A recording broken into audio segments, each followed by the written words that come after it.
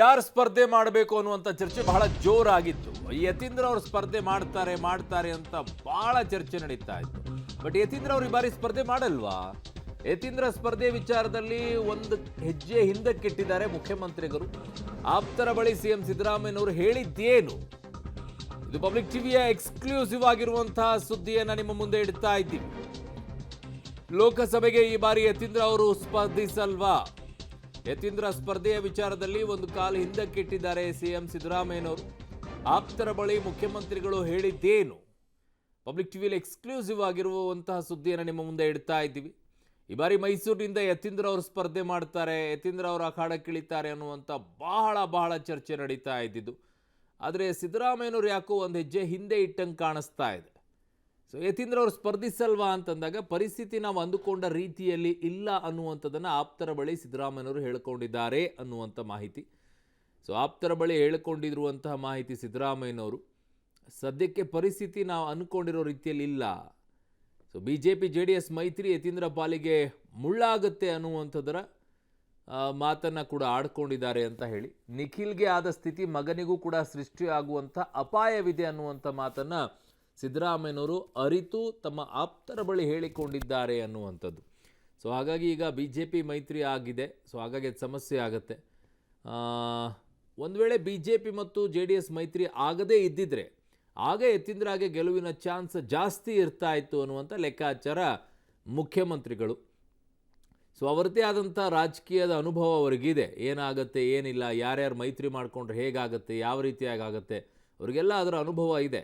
So ಈಗ risk ಇದೆ, Yathindra target ಆಗಿಬಿಡ್ತಾನೆ ಅನ್ನುವಂಥ ಯೋಚನೆಯನ್ನು ಮಾಡಿ ಈಗ ಒಂದು ಹೆಜ್ಜೆ ಹಿಂದಕ್ಕೆ ಇಟ್ಟಿದ್ದಾರೆ ಸಿದ್ದರಾಮಯ್ಯನವರು ಅನ್ನುವಂತಹ ಮಾತುಗಳೀಗ ಆಪ್ತ ವಲಯದಿಂದ ಕೇಳಿ ಬರ್ತಾ ಇದೆ.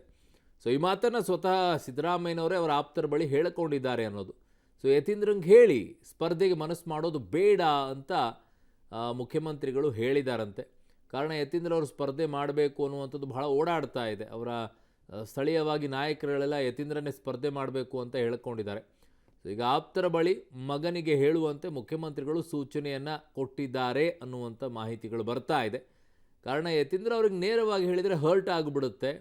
ಅದರ ಬದಲಾಗಿ ಆಪ್ತರ ಮೂಲಕವಾಗಿ ಹೇಳಿಸಿದರೆ ಒಂದಿಷ್ಟು ಸಮಾಧಾನ ಆಗಬಹುದೇನು ಅಂತ ಹೇಳಿ. ಸೊ ಹಾಗಾಗಿ ಈ ಬಾರಿ ಮೈಸೂರು ಕ್ಷೇತ್ರದಿಂದ ಯತೀಂದ್ರ ಅವರ ಸ್ಪರ್ಧೆ ಬೇಡ ಅನ್ನುವಂಥದ್ದನ್ನು ಸ್ವತಃ ಮುಖ್ಯಮಂತ್ರಿಗಳೇ ಯತೀಂದ್ರ ಅವರ ತಂದೆ ಯತೀಂದ್ರ ಅವರ ವಿಚಾರದಲ್ಲಿ ಈಗ ಹೇಳಿದ್ದಾರೆ ಅನ್ನೋದು. BJP JDS ಮೈತ್ರಿ ಇಲ್ಲದೇ ಇದ್ದಿದ್ದರೆ ಗೆಲುವಿನ ಚಾನ್ಸ್ ಕೂಡ ಜಾಸ್ತಿ ಇರ್ತಾ ಇತ್ತು. ಈಗ ಮೈತ್ರಿ ಇರೋದ್ರಿಂದ ಕಷ್ಟ ಆಗುತ್ತೆ ಅನ್ನೋದನ್ನು ನನ್ನ ಸಹೋದ್ಯೋಗಿ ಮೈಸೂರಿನಿಂದ KP ನಾಗರಾಜ್ ನನ್ನ ಸಂಪರ್ಕಕ್ಕೆ ಸಿಗ್ತಾ ಇದ್ದಾರೆ. KP ನಾಗರಾಜ್, ಹಲವು ಲೆಕ್ಕಾಚಾರಗಳು ಮೈಸೂರಿನ ವಿಚಾರದಲ್ಲಿ ಬಹಳ ದೊಡ್ಡ ಮಟ್ಟದ ಚರ್ಚೆಗೆ ಬರ್ತಾ ಇದ್ದಿದ್ದು, ಅದು ಎಸ್ಪೆಷಲಿ ಯತೀಂದ್ರ ಅವರೇ ಕಣಕ್ಕಿಳಿತಾರೆ ಅಂತ ಹೇಳಿ. ಹಿಂದೆ ಇಡಕ್ಕೆ ಕಾರಣ ಮೈತ್ರಿನೇನಾ? ಅರುಣ್, ಕಳೆದ 3 ತಿಂಗಳಿಂದಲೂ ಕೂಡ ಮೈಸೂರು ಲೋಕಸಭಾ ಚುನಾವಣೆಗೆ ಸಂಬಂಧಪಟ್ಟಂತೆ ಡಾಕ್ಟರ್ ಯತೀಂದ್ರ ಸಿದ್ದರಾಮಯ್ಯ ಕಣಕ್ಕೆ ಇಳಿತಾರೆ ಅನ್ನುವಂಥ ಮಾತುಗಳು ದೊಡ್ಡ ಮಟ್ಟದಲ್ಲಿ ಚರ್ಚೆಯಲ್ಲಿತ್ತು. ಇದಕ್ಕೆ ತಕ್ಕಂತೆ ಸಿದ್ದರಾಮಯ್ಯವರು ಕೂಡ 2-3 ರೀತಿಯಾದಂಥ ಸರ್ವೆಗಳು ಇನ್ ದಿ ಸೆನ್ಸ್ ತಮ್ಮ ಇಲ್ಲಿ ಗೆದ್ದಿರುವಂತಹ ಶಾಸಕರಿರ್ಬೋದು ಅಥವಾ ಸೋತಿರುವಂಥ ಅಭ್ಯರ್ಥಿಗಳಿರ್ಬೋದು, ಎಲ್ಲರಿಂದಲೂ ಕೂಡ ಒಂದು ರೀತಿಯಂಥ ಅಭಿಪ್ರಾಯಗಳನ್ನ ಸಂಗ್ರಹವನ್ನು ಮಾಡ್ತಾನೆ ಇದ್ರು. ಆದರೆ ಅಂತಿಮವಾಗಿ ಅವರಿಗೆ ಸಿಗ್ತಾ ಇರುವಂಥದ್ದು ಇಲ್ಲಿ ಗೆಲುವಿನ ಲೆಕ್ಕಾಚಾರದಲ್ಲಿ ಅಂಕಿಅಂಶಗಳು ಭಾಳ ಕಷ್ಟ ಅಂತ. ಯಾಕೆಂದರೆ BJP ಮತ್ತು JDS ಅಧಿಕೃತವಾಗಿ ಮೈತ್ರಿ ಆಗಿರುವಂತಹ ಸಂದರ್ಭದಲ್ಲಿ ಯತೀಂದ್ರ ಅವರನ್ನು ಕಣಕ್ಕೆ ಇಳಿಸಿದರೆ ಇಲ್ಲಿ ಟಫ್ ಆಗ್ಬೋದು. ಅದು ಜಾತಿಯ ಲೆಕ್ಕಾಚಾರ ಇರ್ಬೋದು ಅಥವಾ ಕಾಂಗ್ರೆಸ್ BJP ಮತ್ತು JDSನ ಮೈತ್ರಿಯ ಲೆಕ್ಕಾಚಾರ ಇರ್ಬೋದು. ಇದೆಲ್ಲದನ್ನು ಗುಣಿಸಿ ಭಾಗಿಸಿರುವಂತಹ CM ಅವರು ಒಂದು ಸ್ಪಷ್ಟವಾಗಿ ತಮ್ಮ ಆಪ್ತರ ಬಳಿ ಹೇಳ್ಕೊಂಡಿರುವಂಥದ್ದು, ಯಾವುದೇ ಕಾರಣಕ್ಕೂ ಕೂಡ ಈ ಬಾರಿ ಯತೀಂದ್ರ ಸ್ಪರ್ಧೆ ಮಾಡುವಂಥದ್ದು ಬೇಡ. ಯಾಕಂದರೆ ಈಗ ಪರಿಸ್ಥಿತಿ ಅಷ್ಟು ಸುಲಭವಾಗಿ ಇಲ್ಲ. ಏನು ನಿಖಿಲ್ ಕುಮಾರಸ್ವಾಮಿಗೆ ಮಂಡ್ಯದ ವಿಚಾರದಲ್ಲಿ ಯಾವ ರೀತಿಯಂಥ ಟಾರ್ಗೆಟ್ ಆಗ್ಬಿಟ್ಟೋ ಅದೇ ರೀತಿಯಾಗಿ ಯತೀಂದ್ರ ಕೂಡ ಇಲ್ಲಿ ಟಾರ್ಗೆಟ್ ಆಗುವಂಥ ಸಾಧ್ಯತೆಗಳೇ ಕಾಣ್ತಾ ಇದ್ದಾವೆ ನನಗೆ. ಹಾಗಾಗಿ ಅವನಿಗೆ ಮಾನಸಿಕವಾಗಿ ಸಿದ್ಧರಾಗಿರೋ ಕೇಳಿ ಸ್ಪರ್ಧೆ ವಿಚಾರದಲ್ಲಿ ತಾನು ಹಿಂದೆ ಸರಿಬೇಕಾಗುತ್ತೆ ಅನ್ನುವಂಥದ್ದನ್ನು ಅವರು ತಮ್ಮ ಆಪ್ತರ ಬಳಿಯಲ್ಲಿ ಹೇಳ್ಕೊಂಡಿದ್ದಾರೆ.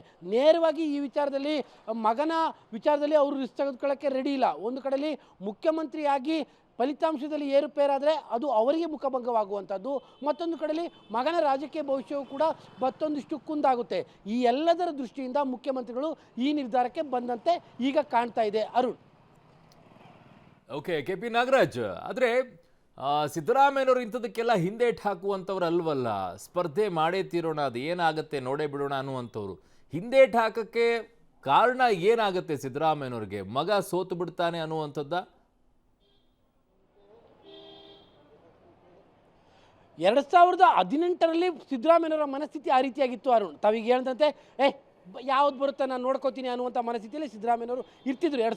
ಯಾವಾಗ ಚಾಮುಂಡೇಶ್ವರಿ ಚುನಾವಣೆಯಲ್ಲಿ ಅವ್ರಿಗೆ ದೊಡ್ಡ ಮಟ್ಟದ ಸೋಲಾಯಿತು, ಏನು 36,000 ಅಂಕಗಳ ಸೋಲಾಯಿತು, ಅವತ್ತಿನ ಸೋಲಿಗೆ ಅವರ ಅವತ್ತಿನ ಉಂಬತನದ ನಿರ್ಧಾರವೇ ಕಾರಣ ಅನ್ನುವಂಥದ್ದು ಆನಂತರದಲ್ಲಿ ಅವರಿಗೆ ರಿಯಲೈಸ್ ಆಯಿತು. ಈ ವೇಳೆಯಲ್ಲೇ ಹೀಗಾಗಿನೇ ಈ ಬಾರಿ ಉಂಬತನದಲ್ಲಿ ನಿರ್ಧಾರ ಮಾಡ್ತಾ ಇಲ್ಲ. ಯಾವಾಗ ವರ್ಣ ಕ್ಷೇತ್ರದ ವಿಚಾರದಲ್ಲಿ ಅವರ ನಿರ್ಧಾರ ಎಷ್ಟು ಖಚಿತವಾಗಿತ್ತೋ ಅದೇ ರೀತಿಯಾಗಿ ಅವರು ರಿಸ್ಕ್ ತಗೊಳ್ಳೋಕ್ಕೆ ರೆಡಿ ಇಲ್ಲ. ಅದು ಮಗನ ವಿಚಾರ. ಒಂದು ಕಡೆಯಲ್ಲಿ ಮುಖ್ಯಮಂತ್ರಿ ಆಗಿದ್ದುಕೊಂಡು ಫಲಿತಾಂಶದಲ್ಲಿ ಏರುಪೇರಾದರೆ ಅದು ರಾಜಕೀಯವಾಗಿ ಅವರಿಗೆ ಮುಖಭಂಗವಾಗುವಂಥದ್ದು. ಮತ್ತೊಂದು ಕಡೆಯಲ್ಲಿ ಮಗನಿಗೂ ಕೂಡ ಒಂದು ರೀತಿಯಾದಾಗಿ ರಾಜಕೀಯವಾಗಿ ಹಿನ್ನಡೆ ಆಯಿತು ಅನ್ನುವಂಥ ರೀತಿಯಾದಂತಹ ಕೊರಗು ಕೂಡ ಮಗನಲ್ಲಿ ಉಂಟಾಗುತ್ತೆ. ಹೀಗಾಗಿ 2018ರ ಸಿದ್ದರಾಮಯ್ಯ ಆಗಿದ್ದರೆ ಇದ್ಯಾವುದಕ್ಕೂ ಕೇರ್ ಮಾಡ್ತಾ ಇರಲಿಲ್ಲ. ಆದರೆ 2018ರ ಸಿದ್ದರಾಮಯ್ಯ ಎಲ್ಲ ಇವರಲ್ಲ, ಇವರು 2023ರ ಸಿದ್ದರಾಮಯ್ಯ. ಹಾಗಾಗಿ ವಯಸ್ಸಿನ ಅಳತೆಯಂತೆ ಎಲ್ಲದನ್ನು ಅಳೆದು ತೂಗಿ ಉಂಬತನದಲ್ಲಿ ನಿರ್ಧಾರಗಳನ್ನ ಸಿದ್ದರಾಮಯ್ಯವರು ಮಾಡ್ತಾ ಇಲ್ಲ ಈಗ. ಅದರಲ್ಲೂ ಕೂಡ ಮಗನ ವಿಚಾರ. ಹೀಗಾಗಿ ಅಳೆದು ತೂಗಿ ಅಂತಿಮವಾಗಿ ಈ ಬಾರಿ ಸ್ಪರ್ಧೆ ಬೇಡ ಅನ್ನುವಂಥ ಲೆಕ್ಕಾಚಾರಕ್ಕೆ CM ಅವರು ಬಂದಂತೆ ಕಾಣ್ತಾ ಇದೆ. ಅರುಣ್. ಓಕೆ, KP ನಾಗರಾಜ್, ನಿಮ್ಮೆಲ್ಲ ಮಾಹಿತಿಗೆ ಧನ್ಯವಾದಗಳು. ಸೊ ಅವರದ್ದೇ ವಿಚಾರ ಆದ್ದರಿಂದ ಲೋಕಸಭೆಯಲ್ಲಿ ಈಗ ಮಗನ ಸ್ಪರ್ಧೆ ಮಾಡಿಸುವಂಥ ವಿಚಾರದಲ್ಲಿ ಸ್ವಲ್ಪ ಹಿಂದೇಟ್ ಹಾಕ್ತಾ ಇದ್ದಾರೆ ಸಿದ್ದರಾಮಯ್ಯನವರಂತೆ. ಈ ರೀತಿಯಾಗಿ ಹಿಂದೇಟ್ ಹಾಕುವಂತಹ ಸ್ವಭಾವದವರೇ ಸಿದ್ದರಾಮಯ್ಯನವರಲ್ಲ. ಬಟ್ ಅವರಿಗೆ ಆದಂಥ ಚಾಮುಂಡೇಶ್ವರಿಯಲ್ಲಿ ಸೋಲಿನ ಅನುಭವ ಅವರಿಗೆ ಆ ರೀತಿಯಾಗಿ ನಿರ್ಧಾರವನ್ನು ತೆಗೆದುಕೊಳ್ಳೋಕೆ ಕಾರಣವಾಗ್ತಾ ಇದೆ.